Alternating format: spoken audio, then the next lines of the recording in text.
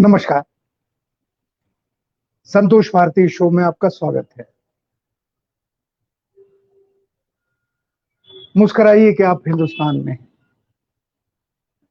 और सचमुच मैं बार बार कहता हूं कि हिंदुस्तान मुस्कुराहटों का देश है। वो मुस्कुराहट कहीं खो गई है। उस मुस्कुराहट को वापस खोजना पड़ेगा, तलाशना पड़ेगा। इसलिए तलाशना पड़ेगा क्योंकि प्यार धीरे धीरे कम होता जा रहा है, आत्मीयता धीरे धीरे कम होती जा रही है, विश्वास धीरे धीरे समाप्त होता जा रहा है। और उसके कई उदाहरण हैं। दाएं देखेंगे, बाएं देखेंगे, सामने देखेंगे, पीछे देखेंगे, उदाहरण मिल जाएंगे। आज मैं आपसे बात करना चाहता हूं देश के ऐसे व्यक्ति के बारे में जिसके बारे में मुझे लोगों ने मैसेज भेज भेज करके, फोन कर करके परेशान कर दिया। आप क्यों नहीं बोल रहे हैं? मैं क्या बोलूं? अर्णब गोस्वामी के बारे में। फिर मैं आपसे बात करना चाह रहा हूं अमेरिका के चुनाव से मिली हुई सीख के ऊपर।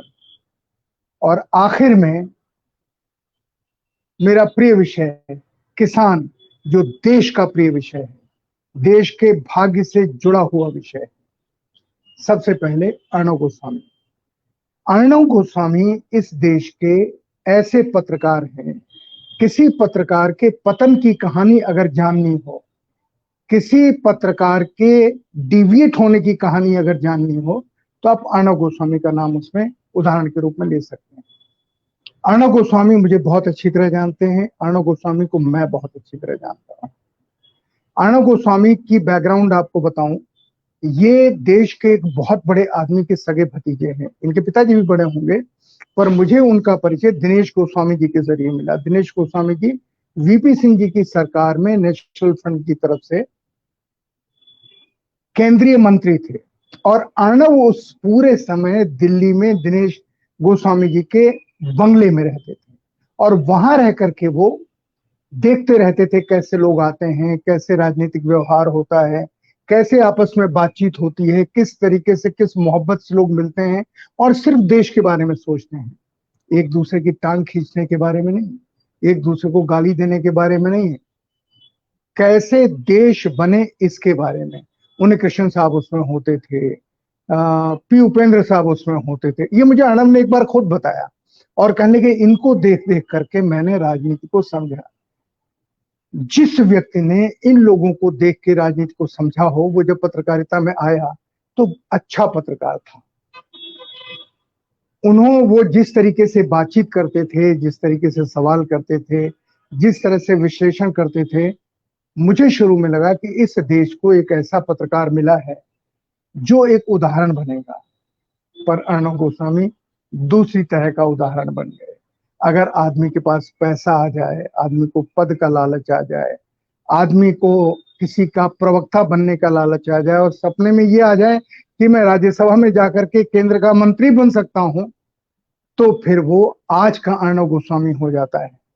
वो अर्णब गोस्वामी जो ये भूल जाता है कि देश के 40 जवान शहीद हुए, उसमें खुशी नहीं मनानी चाहिए। वो ये भूल जाता है कि जब इस बात का खुलासा होगा और जिसका वो सबूत कदम दर कदम छोड़ता चला जा रहा है, अपने चैट में, व्हाट्सएप चैट में, वो खुशी जाहिर करता है कि अब तो मोदी जी दोबारा जीत जाएंगे, भारतीय जनता पार्टी दोबारा जीत जाएगी। पुलवामा के हमले को लेकर खुशी मनाता है। ये अर्णब गोस्वामी कैसे कर सकते हैं, मेरी आज तक समझ में नहीं आया, क्योंकि मैं अर्णब गोस्वामी को अच्छी तरह जानता हूं। पर वही सवाल कि आदमी जब गिरता है तो गिरने की कोई सीमा नहीं होती, और यही एक अच्छे पत्रकार के बदनसीब पत्रकार में बदलने की कहानी है। अर्णब गोस्वामी जहां एक तरफ पुलवामा अटैक को लेकर के खुशी मना रहे हैं, वहीं उन्होंने एक बड़ा खतरनाक खेल खेला। और उन्होंने सबसे बड़ी चीज, बालाकोट हमले की पूर्व जानकारी उन्हें किसने दी, उस जानकारी को उन्होंने एक ऐसे आदमी के साथ शेयर किया जो उनके चैनल को देश में नंबर 1 बनाने में मदद दे रहा था, ताकि उनके पास पैसा है। हालांकि उनके पास पैसा अज्ञात सूत्रों से भी आ रहा था, पर वो अज्ञात सूत्र आपके ऊपर सवाल खड़े कर देते, इतना पैसा कहां से आया। तो आपने विज्ञापन एजेंसियों के बीच में अपनी एक हवा बनाई।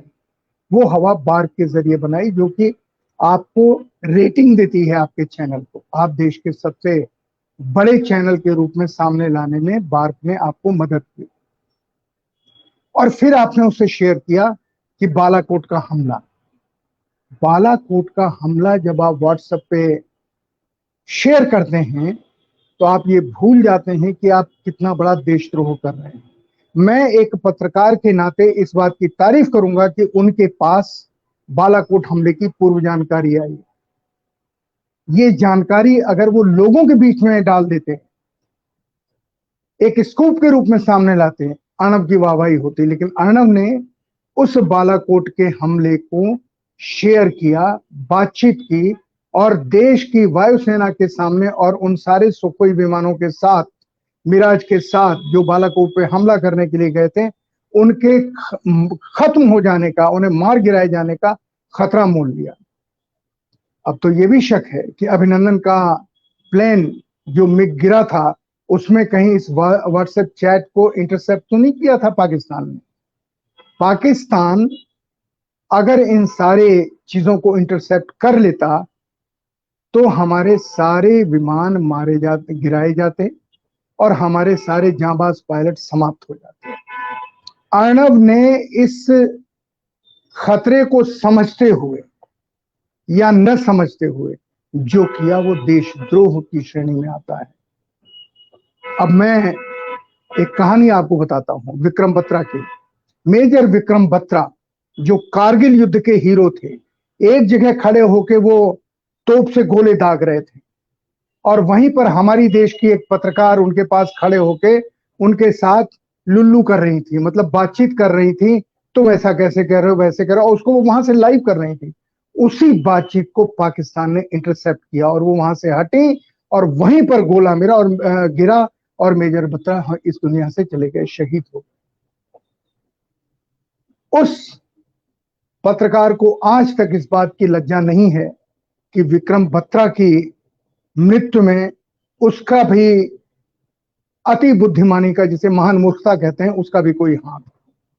और यही हाल इन हमारे जांबाज पायलटों का होता जो हवाई जहाज लेकर के बालाकोट में एयर स्ट्राइक करने के लिए गए थे। किसने बताया होगा अर्णव को ये खबर? ये 5 लोगों के बीच में थी, प्रधानमंत्री, रक्षा मंत्री, गृह मंत्री, जिनको नहीं पता होना चाहिए, निर्मला सीतारमण यानी वित्त मंत्री, और 5वें वायुसेना अध्यक्ष, वायुसेना चीफ। मुझे नहीं पता कि सीडीएस को पता था या नहीं था, या सीडीएस उस समय बन चुके थे या नहीं बन चुके थे, लेकिन वायुसेना अध्यक्ष को तो पता था, क्योंकि उन्हीं के कहने से ये लड़ाकू विमान हमारे यहां से उड़े थे। इन 5 में से किसने अर्णव को बताया होगा इस रहस्य भरी हमले की कहानी, इस गुप्त रहस्य, गुप्त हमले की कहानी, इस फैसले की जानकारी जिसने दी, वो भी देश का बड़ा भारी गद्दार और देशद्रोही है। मैं 5 नाम लेता हूं। प्रधानमंत्री को मैं रूल आउट करता हूं कि प्रधानमंत्री ने ये नहीं बताया होगा। तो फिर क्या राजनाथ सिंह ने बताया? तो फिर क्या गृह मंत्री अमित शाह ने बताया? तो क्या निर्मला सीतारमण ने बताया? और क्या हम वायुसेना अध्यक्ष के ऊपर शक भरी नजर डाल सकते हैं? नहीं डाल सकते, किसी के ऊपर नहीं डाल सकते। लेकिन कोई तो है। वो कौन मोल है? वो कौन व्यक्ति है जो भारत के हितों के खिलाफ अर्णव गोस्वामी को इन हमलों की जानकारी दे रहा? अर्णव गोस्वामी के माफी मांगने का सवाल नहीं है, सवाल है उस व्यक्ति को तलाशने का जिसने अर्णव गोस्वामी को ये जानकारी दी। और अफसोस की बात यह है कि प्रधानमंत्री चुप हैं, रक्षा मंत्री चुप हैं, गृह मंत्री चुप हैं, निर्मला सीतारमण चुप हैं, वायुसेना अध्यक्ष चुप हैं। सिर्फ खुश कौन है? अर्णव गोस्वामी, जो चैट कर रहे हैं। कितनी लंबी चैट, 50 पेज, 500 पेज, जिसकी जैसी जो जितना गिन सकता है उतने गिन रहा है। आपने सारी दुनिया के सामने भारत का रक्षा तंत्र कितना कमजोर है। और हमारे ये 5 बड़े महानुभाव, इनमें से कौन है जिसने आपको जानकारी दी? कभी खबर आई थी कि इंदिरा गांधी की कैबिनेट में कोई 1 KGB का या CIA का जासूस है जो विदेशी गुप्तचर एजेंसियों को खबर देता है? वो कौन था आज तक साफ नहीं हुआ, लेकिन ये खबर सारे देश में, सारी दुनिया में फैली थी। तो आज नरेंद्र मोदी जी के शासनकाल में इन 5 लोगों में कौन है जिसने अर्णब गोस्वामी को जानकारी दी? इसके बारे में सरकार को साफ साफ आना चाहिए, नहीं तो बहुत सारे लोगों के ऊपर खामखा की शंकाएं होंगी। प्रधानमंत्री जी तो इतने खुश थे अर्णब गोस्वामी जी से कि आज मैं क्लिपिंग देख रहा था, वो रिपब्लिक टीवी के समारोह पर थे मंच में, और जिस तरह वो तारीफ कर रहे थे अर्णब गोस्वामी की कि अर्णब ऐसे लोगों को बुलाते हैं, लोग उनके यहाँ जाने के लिए मरे जाते हैं, वो प्रतीक्षा करते हैं। दूसरी तरफ अर्णब गोस्वामी ने दिया, और क्या चैलेंज दिया अर्णब गोस्वामी ने? भारतीय जनता पार्टी के पक्ष में वोट का माहौल बनाने का। प्रधानमंत्री जी कहते हैं अर्णब गोस्वामी ने उसको सफलतापूर्वक पूरा किया। देश के लिए तो अर्णब गोस्वामी ने कुछ नहीं किया, देश के लिए तो कोई सवाल पूरे पूछे नहीं। उन्होंने लोकतंत्र के खिलाफ काम किए और उन लोगों के खिलाफ माहौल तैयार किए जो सरकार से सवाल पूछते हैं, और उन्होंने ऐसे पत्रकारों की एक श्रेणी खड़ी कर दी, ऐसे टीवी चैनलों की, जो अर्णब गोस्वामी को अपना गुरु मानकर, हीरो मानकर उसी तरीके की पत्रकारिता करने लगे। अर्णब गोस्वामी को इस बात का दोष जाएगा कि उन्होंने पत्रकारिता की सही परिभाषा समाप्त कर एक ऐसी परिभाषा शुरू की जो पत्रकारिता नहीं है, जो पीठ पत्रकारिता भी नहीं है, जो PR जर्नलिज्म है, घटिया किस्म की पब्लिक रिलेशन की पत्रकारिता है। पहले जो PR जर्नलिज्म करता था उसको लोग शक की निगाह से देखते थे, लेकिन आज तो पूरे मीडिया को इस शख्स ने बदल के रख दिया। इसके लिए उनकी तारीफ होनी चाहिए अर्णब गोस्वामी की कि आपने सारे पत्रकारिता को इतनी बड़ी गाली दी कि उसे आपने एक विशेष नाम से संबोधित करने के लिए लोगों को विवश किया, और खुद आप उसके अगुआ हो गए, उसके क्रूसेडर हो गए कि पत्रकारिता को किस तरीके से पूरे तौर पर समाप्त करना है, उसकी परिभाषा बदलनी। इसलिए मैं अर्णब गोस्वामी के ऊपर बात नहीं कर रहा था। मैं अर्णब गोस्वामी पर आज के बाद फिर बात नहीं करूंगा, क्योंकि अर्णब गोस्वामी इतने कमजोर होंगे मैं नहीं जानता था। वो भागे हुए हैं अपने स्टूडियो से, अपने कार्यक्षेत्र से, और उत्तर प्रदेश में वहां के मुख्यमंत्री के छत्र छाया के बीच में किसी सरकारी गेस्ट हाउस में बैठे हुए हैं, छिपे हुए हैं। ये अफवाहें हैं, ये अफवाहें हैं। अगर ऐसा नहीं है, अर्णब में अगर हिम्मत है, उन्हें बाहर आना चाहिए। और वो जो अब कह रहे हैं कि मेरे पक्ष में कोई पत्रकार क्यों नहीं बोल रहा है, क्या आप चाहते हैं सारे पत्रकार आपके जैसे हो जाएं? नहीं अर्णब, ऐसे नहीं होंगे। मैं, जिसके बारे में आपने कहा है कि मैं आपकी बहुत इज्जत करता हूं, मैं आपसे कह रहा हूं, हिम्मत दिखाइए, बाहर निकलिए, दुनिया का सामना कीजिए, सवालों का सामना कीजिए, और ये दिखाइए कि आप में कायरता है, लेकिन आप उस कायरता से निकलकर वीरता की सीमा के अंदर दाखिल हो सकते हैं। आपके ऊपर है। आप अपने को कायर कहलाना चाहते हैं, वीर कहलाना चाहते हैं, लोगों का मुकाबला करना चाहते हैं, सामना करना चाहते हैं, या छुप के बैठे रहना चाहते हैं और देशद्रोह का आरोप सरकार भले न लगाए, क्योंकि सरकार के लोग भी इसमें शामिल हैं जिन्होंने आपको खबर दी, सरकार भले न लगाए पर देश तो लगा रहा है ना, बाहर आए। दूसरा सवाल जो मैं आपसे शेयर करना चाहता हूं, मैंने देखा कि पिछले दिनों अमेरिका में क्या क्या हुआ। आपने भी देखा, सबने देखा। अमेरिका में लोकतंत्र को लेकर के, अमेरिका के भीतर वहां के सत्ता में बैठा हुआ राष्ट्रपति किस तरह उसने धज्जियां उड़ाई, किस तरह उसने लोगों के वर्डिक्ट को मानने से मना कर दिया, किस तरह उसने कहा कि सारे जज मेरे हक में होंगे क्योंकि 9 तो मैंने उसमें नॉमिनेट किए, 3 ही तो हैं उनके पास। अपने जज कहने की हिमाकत अमेरिका का राष्ट्रपति कर रहा था, पिछले राष्ट्रपति ट्रंप। और तब सुप्रीम कोर्ट के लोगों ने कहा एकजुट होकर के, हम किसी के नहीं हैं, हम कॉन्स्टिट्यूशन के साथ हैं, अमेरिकन कॉन्स्टिट्यूशन के साथ हैं, वो उसी के वफादार हम हैं। और इसने ये बताया कि अमेरिकी जनता, अमेरिकी व्यवस्था लोकतंत्र के प्रति कितनी ज्यादा रिस्पॉन्सिव है, कितनी ज्यादा उसे चाहती है लोकतंत्र को। और जब कल वहां के मौजूदा प्रेसिडेंट जो बाइडेन ने जिस तरह से शपथ ली और जो उनका भाषण है, वो दुनिया में एक आशा पैदा कर गया कि अगर आप लोकतंत्र के लिए लड़ते हैं, लोकतंत्र में भरोसा करते हैं, तो अमेरिका आपका साथ देगा।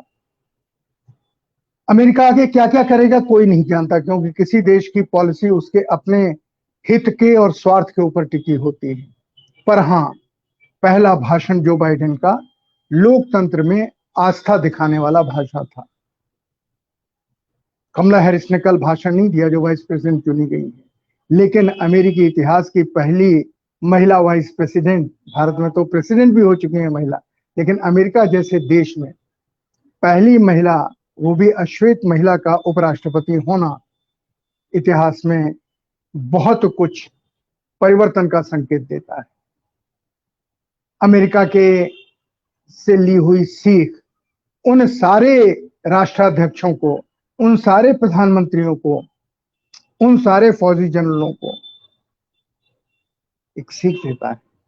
अमेरिका में आर्मी के लोगों ने साफ कह दिया था ट्रंप से, हम आपके साथ नहीं है, हम अमेरिका की सेना है, हम ट्रंप की सेना नहीं है।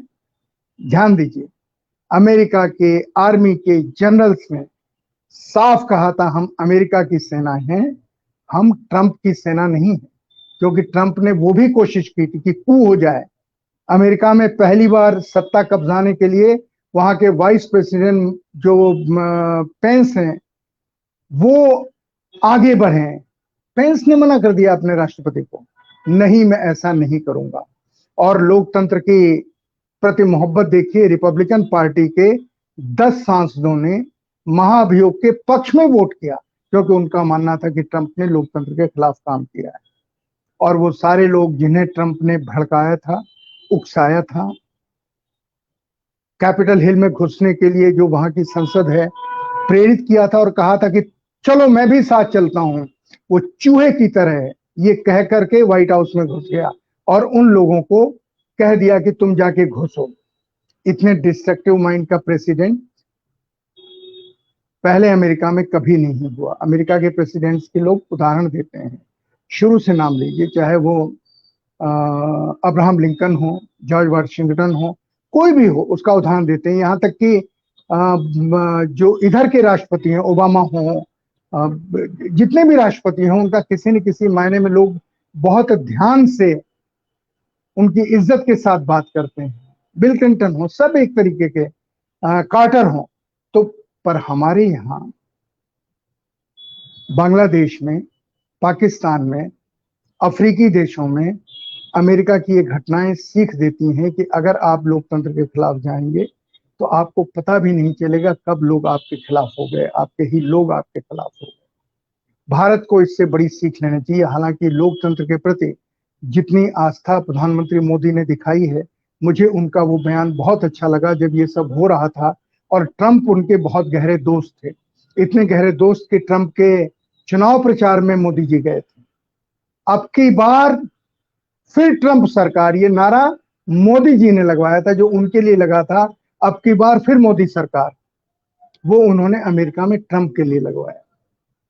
लेकिन जब ट्रंप ने सीधे सीधे लोकतंत्र की तौहीन की तो प्रधानमंत्री मोदी का बयान आया कि अमेरिका में या किसी भी देश में सत्ता परिवर्तन, सत्ता हस्तांतरण, पावर का ट्रांसफर शांतिपूर्वक होना चाहिए, हिंसक नहीं होना चाहिए।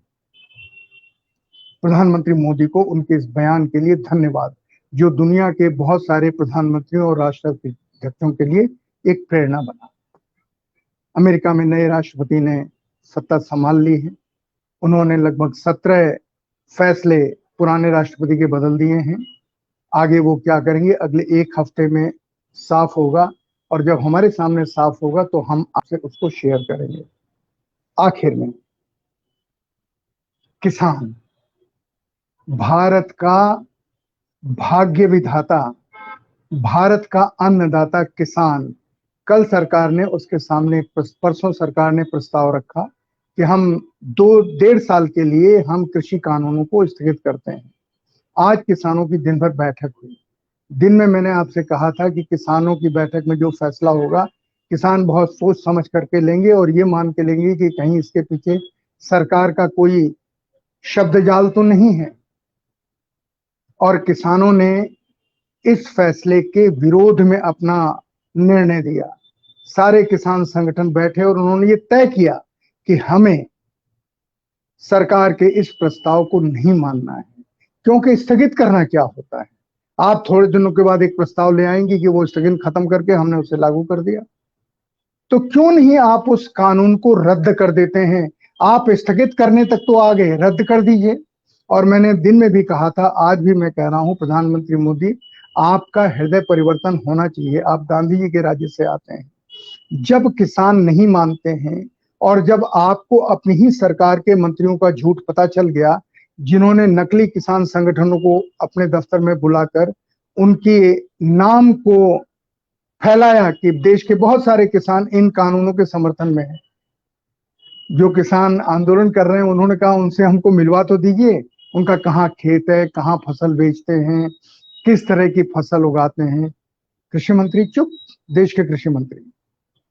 और अब जब सरकार ने ये फैसला किया कि एमएसपी के लिए हम एक कमेटी बनाएंगे, उसके लिए कमेटी बनाने की क्या जरूरत है। एक सिंपल चीज है कि जो एमएसपी का रेट तय होगा उससे कम कोई खरीदारी नहीं करेगा। जो भी फसल खरीदेगा एमएसपी से नीचे उसे सजा होगी, उसे जेल जाना पड़ेगा।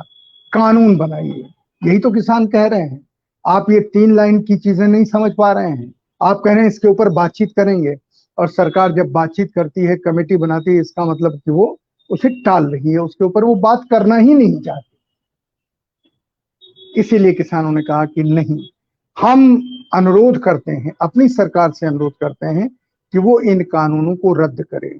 और मैं फिर दोहरा दूं, इस देश के किसान शांति प्रिय किसान हैं। किसी ने भी नहीं कहा कि हम दंगा करेंगे, किसी ने भी नहीं कहा कि हम शहर में घुस जाएंगे, किसी ने भी नहीं कहा कि हम लूट करेंगे।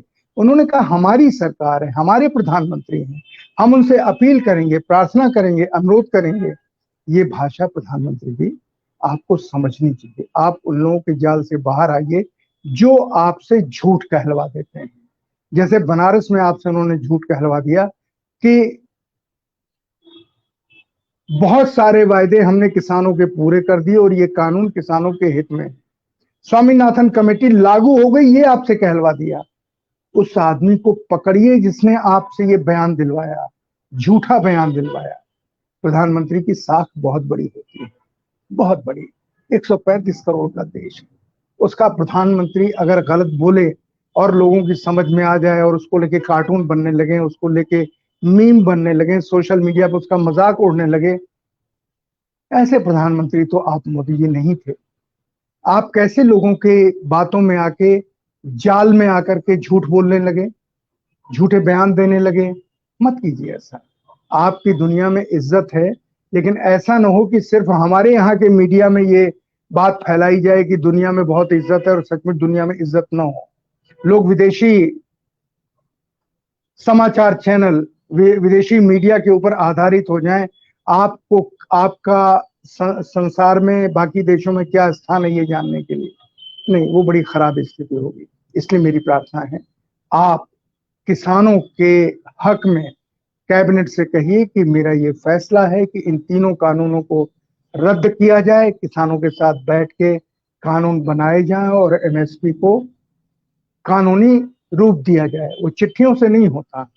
कल आप नहीं हो, आपकी जगह कोई और प्रधानमंत्री बाय द वे बन जाए, इस ईश्वर के संसार में कुछ भी अजूबा तो नहीं है। अगर मान लीजिए कोई और प्रधानमंत्री बन गया तो वो कहेगा हम नहीं मानते। इसीलिए किसान कह रहे हैं कानून बनाइए एमएसपी का। हम ज्यादा कुछ चाहते ही नहीं है, एमएसपी का कानून और तीनों कानून को रद्द करके नए सिरे से कानून बनाए जाए, ताकि इस देश की जमीन कॉरपोरेट के हाथ में न जाए। और कॉरपोरेट के बहाने दुनिया के पूंजीपतियों के पास न जाए जो बड़े बड़े स्टोर्स चलाते हैं, जो भारत की जमीन के ऊपर गिद्ध की तरह नजर गड़ाए बैठे हैं। अगर ऐसा होगा तो हमारे देश में बहुत अशांति होगी, और मैं अच्छी तरह जानता हूं कि आप नहीं चाहते देश में अशांति हो, आप देश में विकास चाहते। अगर चाहते हैं तो किसानों की इस बुनियादी मांगों को आपको मानना चाहिए। संतोष भारती शो में आज बस इतना ही, पर आखिर में मेरी प्रार्थना सुन लीजिए, मुस्कुराइए। सवेरे उठकर के जो पहले 10 आदमी मिले उनका मुस्कुराहट से अभिवादन कीजिए। आपको नहीं मालूम आपकी मुस्कुराहट दूसरे को कितनी प्रसन्नता देती है, खुशी देती है, और आपको खुद ये लगेगा कि आप एक फूलों के टब से नहाकर निकले हुए हैं। आप लोगों में खुशी बिखेर रहे हैं। खुशी बिखेरिए, मुस्कुराइए, और मुस्कुराहट का एक आंदोलन चलाइए। हमारे एक मित्र ने एक बार कहा कि आप तो मुस्कुराहट का आंदोलन चला रहे हैं। मैंने कहा इससे अच्छा आंदोलन क्या हो सकता है। हर आदमी दूसरे को देख के मुस्कुराए। आज बस इतना ही। नमस्कार। कल फिर मुलाकात आपसे होगी और कुछ बातें करेंगे जो बातें करनी चाहिए। नमस्कार। जय हिंद।